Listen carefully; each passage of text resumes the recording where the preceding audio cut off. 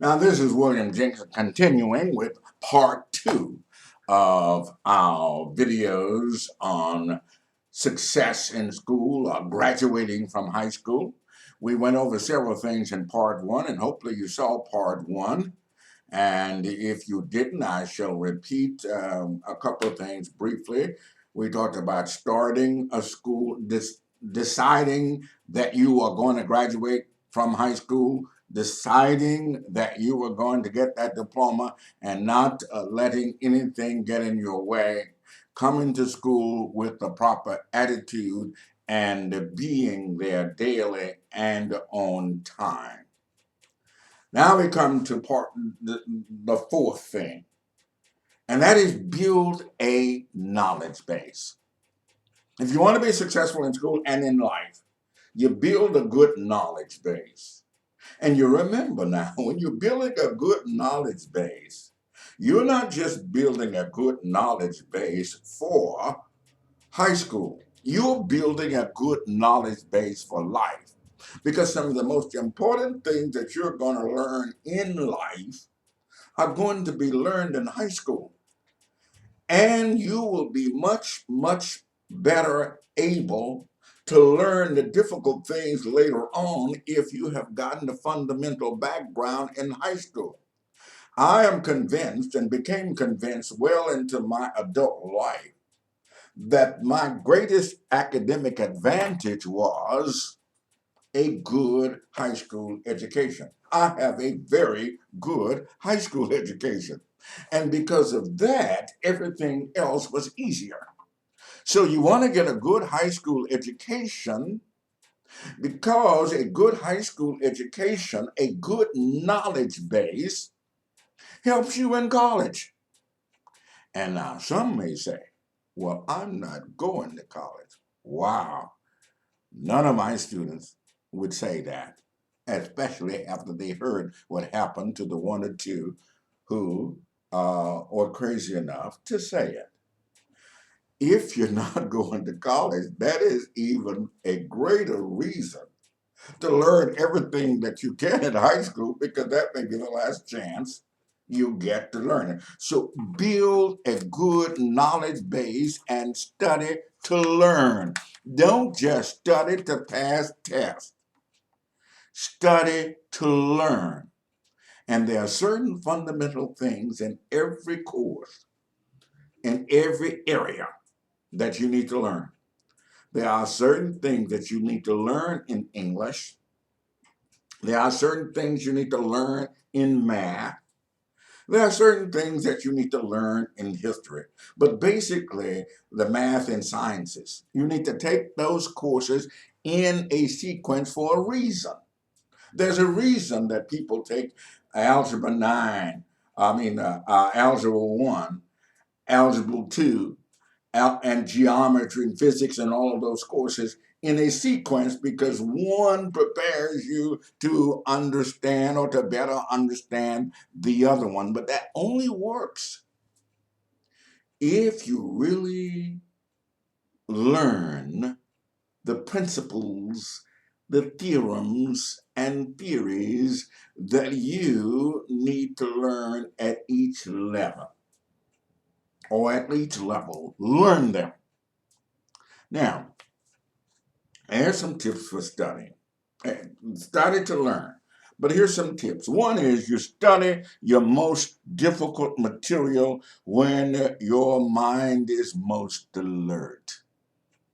Don't go home from school and watch television, talk to your friends on the phone, play computer games until you're tired and worn out, and then you decide to pick up your textbook or to write your paper. That's not going to put you at an advantage in graduating from high school or even succeeding later on in college. Study in a quiet place. My students used to tell me that they could study better with the music on, or they could study better around noise. Now, they didn't know any better. They were just 16. So I would tell them, we have some great universities in St. Louis where I live, So I said, here's what I want you to do. I want you to go to Washington University one evening after school. Washington University is one of the best schools in the country. I said, I want you to go there and go into the library. These kids from all over the world are studying at Washington University, and I want you to see how many kids are studying in the library listening to music at the same time. Study in a quiet place.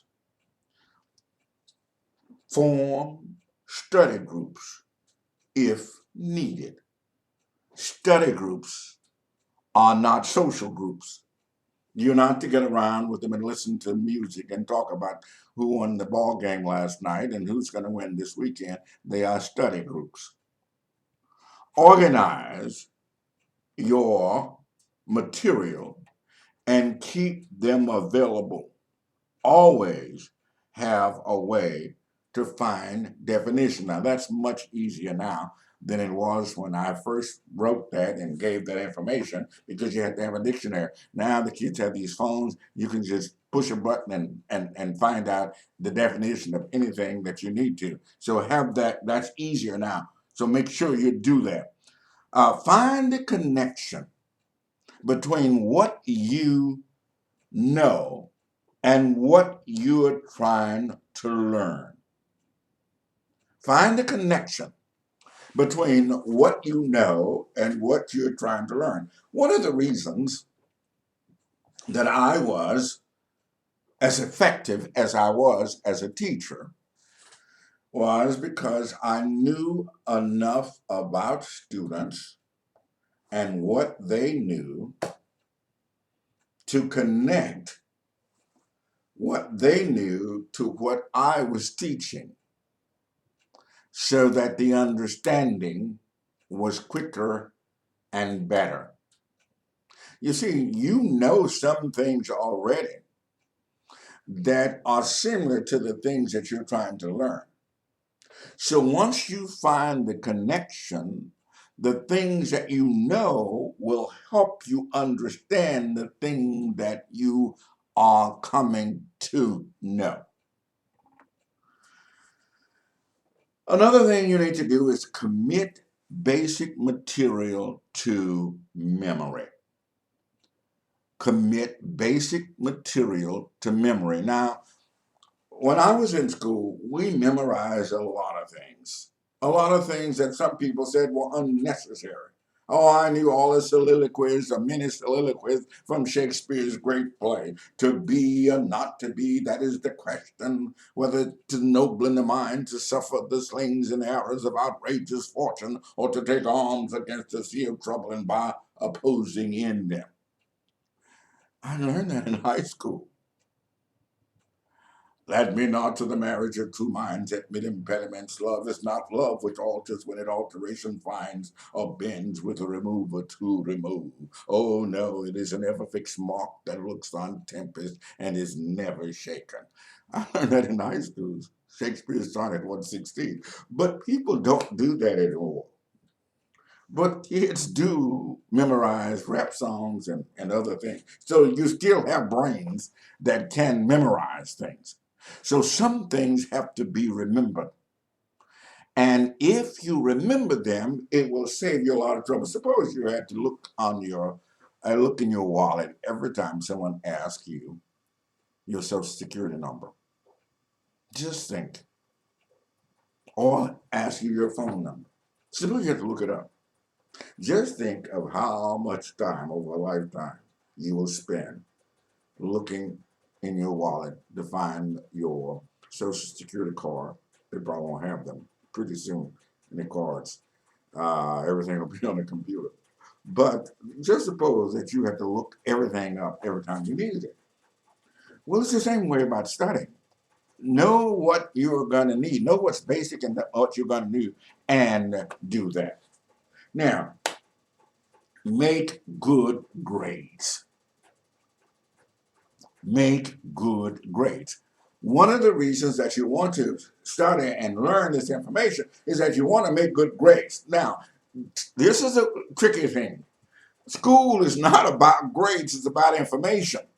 But the way people think, or the way you convince people or indicate to people that you have the information, is to make the grades. Make good grades. And let me tell you, one of the important things about going to school and being there every day is sometimes you get points just by being there. And this silly little homework that you think is so silly, do it because you get points for that silly homework. There were some of the teachers at my school who didn't even check the homework, but they checked to see whether you had it. So they would go around with their grade book and look at your home desk, and if the homework was there, they gave you a check. Well, those checks meant points, and at the end of the semester or the grading period, you got a certain number of points just for having that homework. Well, those points go into your overall grade and your overall GPA. So make good grades. The things that you think are silly that they're requiring you to do, then do them. Because if that's part of the grade, you make good grade. And it's not your point. You're not in the position to decide what's silly. That's what the teachers have decided. Now, you'll come on jobs later on in life. If you think that what the teachers require you to do in school is silly and you don't want to do it for grades, well, you'll find jobs later on in life that you'll have to work, you'll have to pay your car note or your house mortgage, or you will have to feed your children or feed yourself. And you'll have to do a lot of silly things on job. Or if you don't get a lot of education, you'll wind up working under somebody who does not know nearly as much as you know, and everything they tell you to do would seem silly to you. So learn to do these things that are required, regardless of whether you think they're silly or not, particularly if they are not immoral and unethical things that go against your conscience. So make good grades because those grades will go a long way and determining what kind of colleges you get into and how much money you'll have to pay to get there. Now, those kids who say, well, I can't make good grades because I'm working.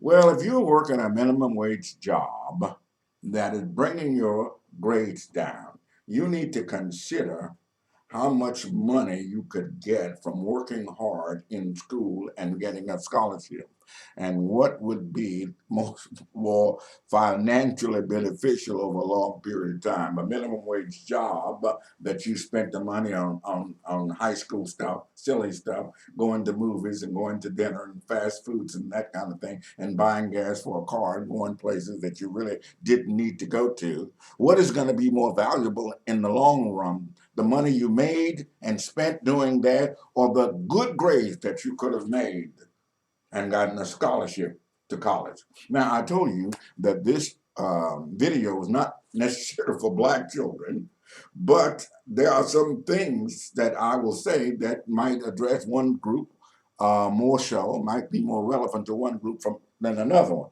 Well, let me tell you that if you are a black male, if you make 25 on the ACT, you can just about get a full scholarship to any college in the country. So keep that in mind.